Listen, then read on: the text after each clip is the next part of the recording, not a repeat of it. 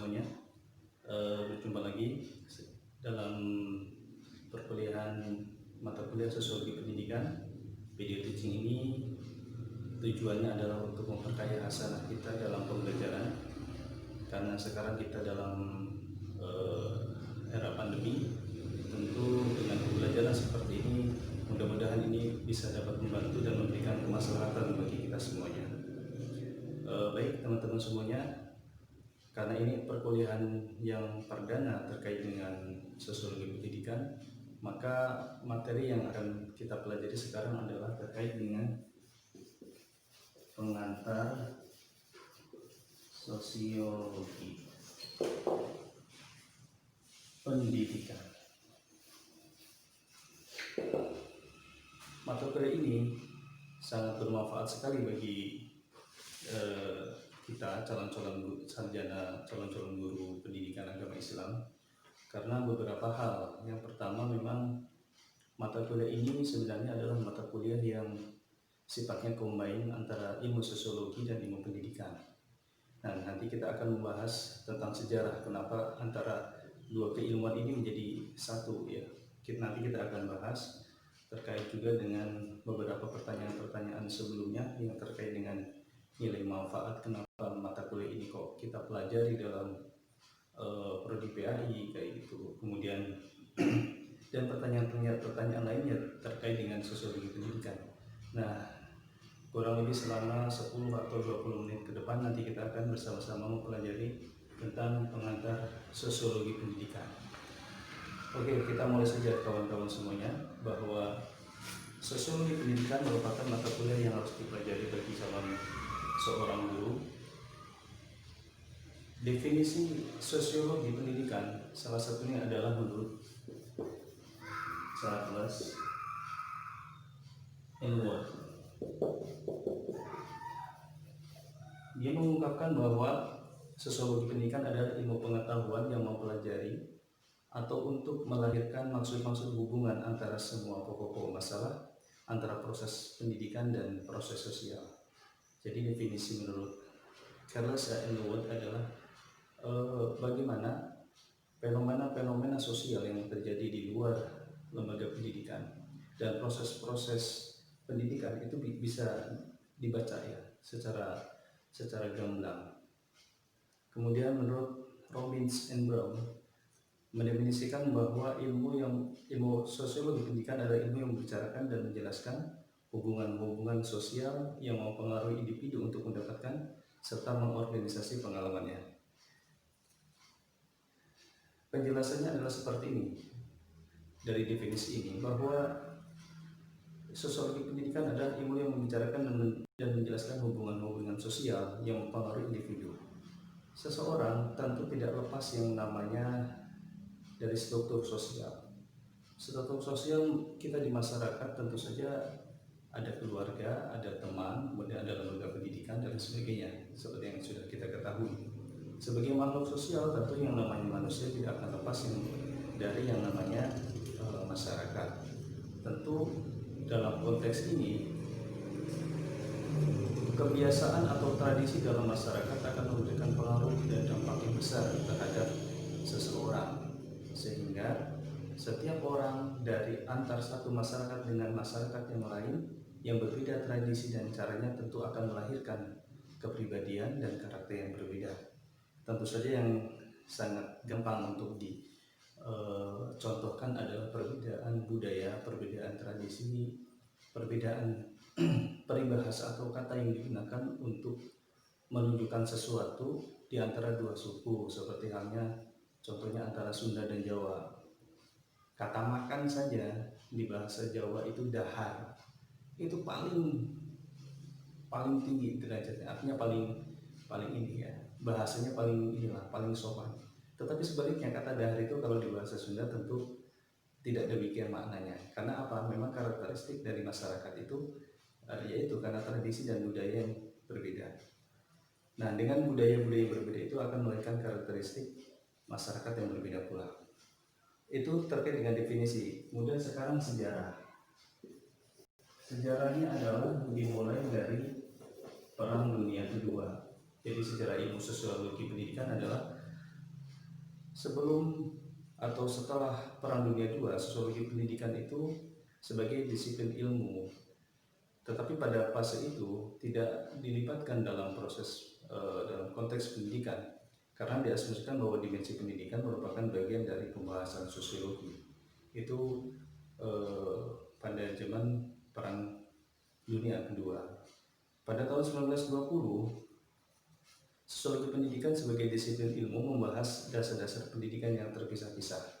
Pada waktu itu terpisah-pisah, seperti hanya filsafat pendidikan, kemudian sejarah pendidikan, psikologi pendidikan itu dibahas secara terpisah-pisah. Nah, pasca Perang Dunia Kedua barulah sosiologi pendidikan dipandang menjadi instrumen yang penting dalam memajukan dunia pendidikan. Menurut sosiolog yaitu Emil Durkheim, menurut Emil Durkheim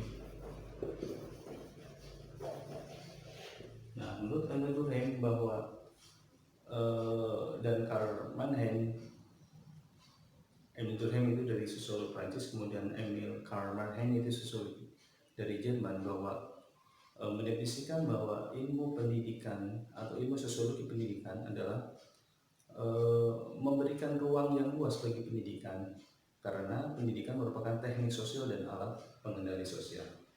Ini tentu saja dapat dipahami bahwa sekarang saja standarisasi negara maju itu kan dilihat dari standar pendidikan, ya, di mana setiap negara yang mempunyai indeks pendidikan yang tinggi maka dikatakan bahwa negara tersebut mengalami indeks pembangunan manusia yang tinggi pula. Dan begitu juga sebaliknya, kalau sebuah negara atau sebuah daerah, ya, katakanlah keterlibatan atau dunia pendidikannya rendah, maka dikatakan indeks pembangunan manusianya juga rendah. Sekolah juga bisa dikatakan sebagai teknik sosial tentu saja. Dengan adanya lembaga pendidikan atau dengan pendidikan, maka secara langsung dampak sosial yang dihasilkan juga sangat luar biasa, ya. Sekaligus juga alat pengendali sosial. Kemudian sekarang kita berbicara posisi strategis sosiologi pendidikan. Posisi strategisnya itu seperti apa?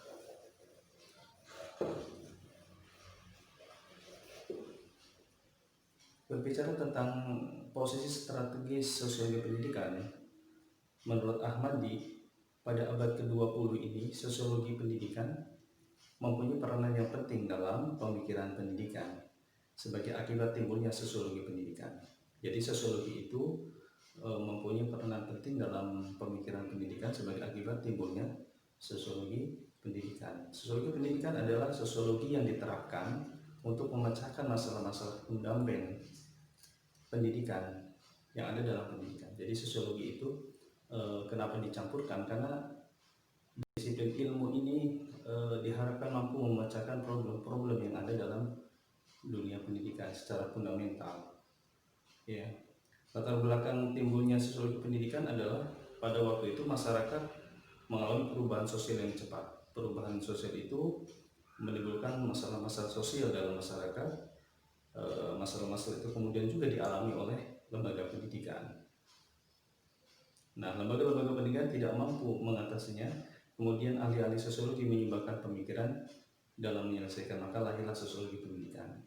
Ini tentu saja merupakan pemikiran, ya, hasil pemikiran bahwa yang namanya ilmu pengetahuan itu tidak bisa berdiri satu sendiri-sendiri, ya. Artinya harus ada relasi antara satu keilmuan dengan keilmuan yang lain dalam menyelesaikan masalah. Kemudian tujuan sosiologi pendidikan dalam konteks sejarah, ya.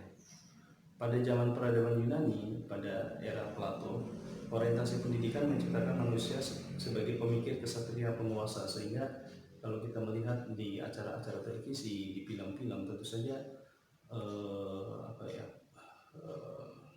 penggambaran profil, ya, kerajaan atau personil yang terlibat dalam film tersebut tentu orang-orang yang dengan karakteristik fisik yang kuat, karena pada waktu itu orientasinya adalah orientasi fisik, ya. Kemudian juga pada waktu itu orientasinya ada juga yang pemikir, kemudian kita kenal dengan para ahli-ahli filsuf ya, Pitagoras dan lain sebagainya. Sedangkan pada zaman Romawi, orientasi pendidikan menciptakan manusia yang humanistik.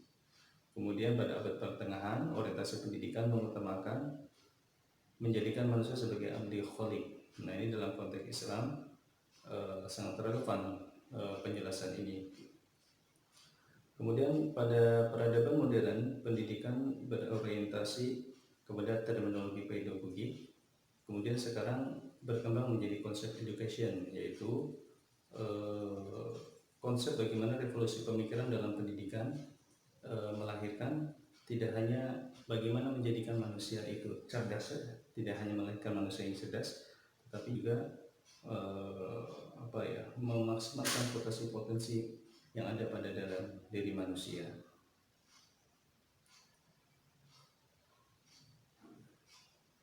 Nah, ada beberapa pertanyaan terkait dengan ini, ya. Apakah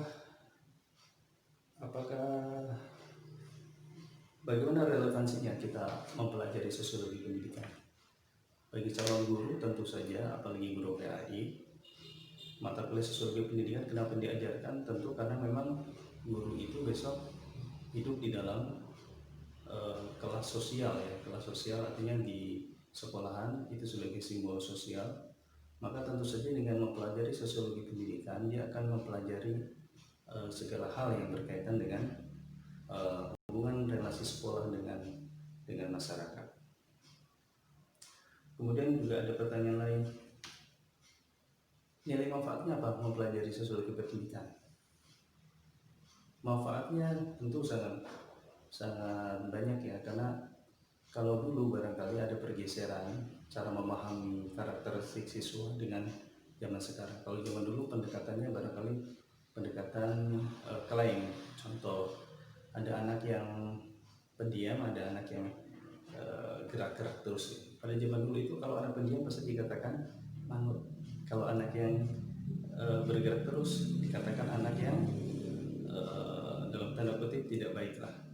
Tapi dengan perkembangan ilmu pengetahuan yang sekarang semakin berkembang, pemahaman seperti itu bergeser. Justru sekarang kalau kita mengajar anak yang pendiam terus, itu harus dicurigai. Artinya curigai itu kita harus mencoba untuk mengetahui kenapa anak itu pendiam. Ya, barangkali pendiam itu karena dia punya latar belakang mental yang kurang atau ada keterbelakangan dan lain sebagainya. Kemudian kita sekarang berbicara tujuan sosiologi pendidikan. Menurut Nasution bahwa tujuan sosiologi pendidikan adalah untuk menganalisis proses sosialisasi, analisis kedudukan pendidikan dalam masyarakat, menganalisis interaksi sosial di sekolah dan antara sekolah dengan masyarakat, alat kemajuan dan perkembangan sosial yang sudah seperti saya jelaskan tadi, bahwa pendidikan itu merupakan salah satu alat kemajuan. Sehingga kalau kita sekolah semakin tinggi, tentu dampaknya terhadap masyarakat. Sehingga kalau SDM di masyarakat itu tinggi, maka kualitas kehidupan masyarakat juga akan meningkat. Kemudian tujuan sosiologi pendidikan pada dasarnya adalah untuk mempercepat dan meningkatkan pencapaian tujuan pendidikan secara keseluruhan. Secara universal, tujuan dan fungsi pendidikan adalah untuk memanusiakan manusia oleh manusia yang telah memanusia. Penjelasan ini sedikit filosofis ya, bahwa apakah ada manusia yang belum memanusia? Ya tentu ada. Jadi manusia, fisiknya manusia, tetapi potensi-potensi itu belum dikembangkan. Bahasanya kayak gitu. Bagaimana manusia yang telah manusia? Adalah manusia-manusia yang telah secara potensi lahiriannya itu sudah dimaksimalkan. Dalam konteks Islam itu setiap manusia yang lahir itu membawa potensi fitrah. Jadi fitrah punya akal ya, punya rasa, punya jiwa. Potensi-potensi itu dikembangkan semuanya. Karena dalam konteks Islam itu bahwa yang membedakan antara manusia dengan binatang adalah di akalnya. Jadi sama-sama punya otak. Tapi kelebihan manusia adalah punya potensi akal itu. Kemudian yang selanjutnya,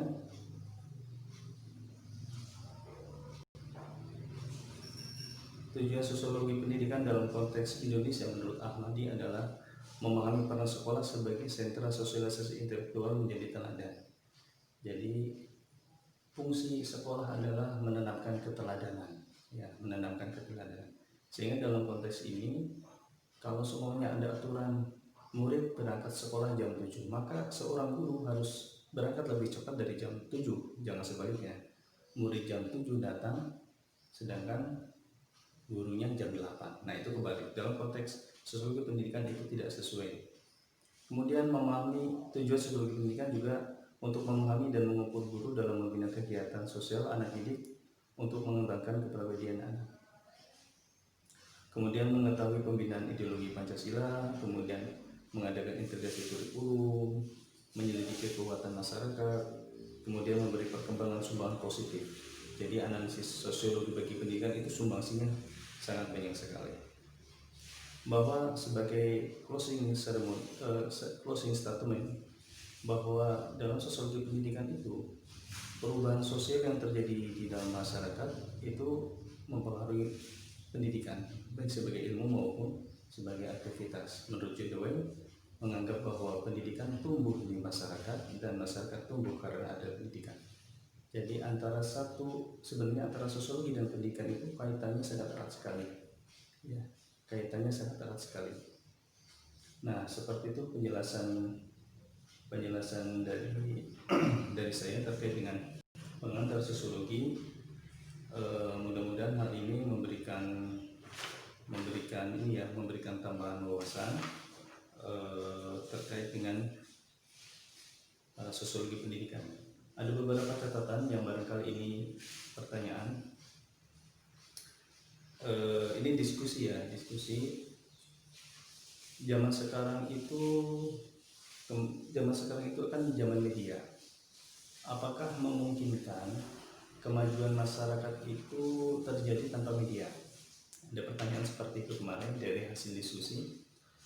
Tentu saja karena kita hidup di zaman media, tentu keterlibatan media dalam perubahan sosial sangat besar. Nah, pengaruhnya itu bisa positif, bisa negatif. Ya, tentu saja hal ini menjadi dua sisi yang saling berkaitan. Tentu saja hal ini harus bisa kita petakan. Karena memang kita hidup di zaman media, jadi tidak bisa lepas dari itu. Kemudian bagaimana pandangan sosiologi pendidikan dalam konteks pembelajaran daring? Tadi disebutkan bahwa yang namanya lembaga pendidikan itu kan menanamkan keteladanan. Bagaimana itu disampaikan atau itu dapat dicapai tapi tanpa adanya kontak langsung? Dalam hal ini saya berpendapat bahwa memang pembelajaran daring itu sebenarnya bukan bagian yang primer, ini hanya sekunder saja menurut saya. Diterapkan secara nasional pun dalam jangka waktu yang lama ini menjadi tidak efektif karena memang struktur sosial masyarakat kita itu memang bukan kategori masyarakat yang paham ya terhadap penggunaan teknologi, karena seringkali kita memahami teknologi itu untuk kemudahan, tetapi di satu sisi yang lain juga banyak terjadi bahwa teknologi apalagi media sosial itu digunakan untuk sarana untuk melakukan perbuatan kriminal dan lain sebagainya. Hal ini sudah terjadi ya di pemberitaan bahwa awal dari penculikan, kemudian penipuan, kemudian apalagi perselingkuhan bahkan itu diawali dari media sosial. Tentu saja hal ini tantangan ya bagi kita calon seorang guru, bagaimana untuk bisa memposisikan secara profesional nilai manfaat teknologi bagi dunia pendidikan. Saya kira untuk pengantar sosiologi pendidikan seperti ini ya, resumenya. Mudah-mudahan nanti ke depan di pertemuan yang kedua kita akan membahas lebih kuat lagi terkait dengan sosiologi pendidikan. Saya kira seperti itu, saya cukupkan. Assalamualaikum warahmatullahi wabarakatuh.